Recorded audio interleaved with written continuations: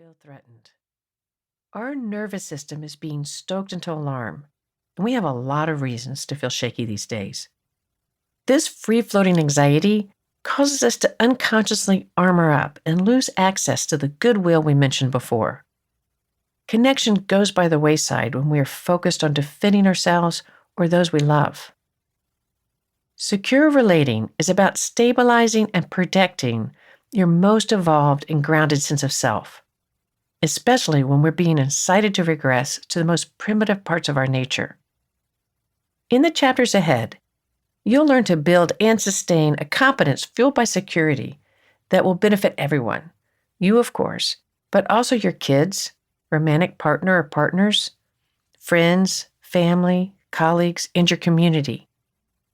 You'll discover strategies to help you better co-regulate instead of co-dysregulate, communicate more effectively, and even respond to conflict with a modicum of grace.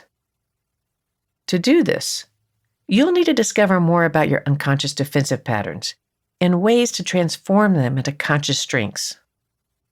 However, this isn't just a feel-good self-improvement guide meant for personal growth alone. As you'll discover, secure relating is also a call for collective action. If each of us were to build our capacity to stay in our most secure state of mind, we could resist the seductive pull toward emotional cutoffs and malignant polarization that's being created inside us and around us. This is urgent because if we allow ourselves to sink into chronic emotional activation, we fuel the problem rather than being an active part of the solution. Blame, cynical mistrust, and hopelessness are contagious. They corrode our interpersonal relationships and can be exceptionally destructive when unleashed on a larger scale. Our bodies aren't wrong. Chronic arguing or ongoing disconnection with those closest to us is painful and a cause for alarm. The horrors of war, environmental devastation, and racial violence should activate us, but staying in a chronic state of alarm doesn't help. In fact, it diminishes our collective strength.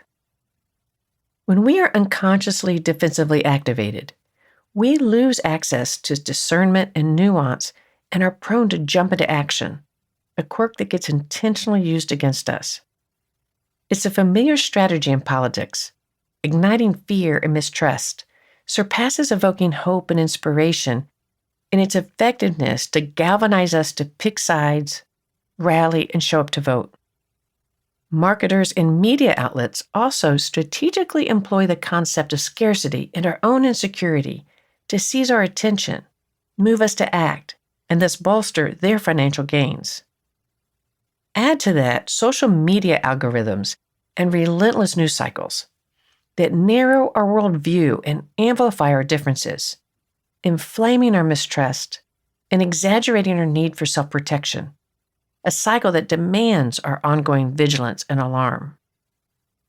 From this insecure and defended state of mind, criticism evokes defensiveness, blame invites childlike counterblame, and relational bitterness and resentment become accepted as normal. To cope, we may isolate, band together in collective hate, or mobilize against those others we are being directed to fear. This self-focused armor dance becomes a cycle reinforced by others stirred up in the same boat, a toxic loop perpetuating itself. Fortunately, this isn't the whole story, and it's definitely not where this story ends. These destructive and sometimes paranoid behaviors flourish in an environment of scarcity and threat. However, lower that high sense of danger, and you'll begin to see something very different emerge. Mindful attention evokes connection.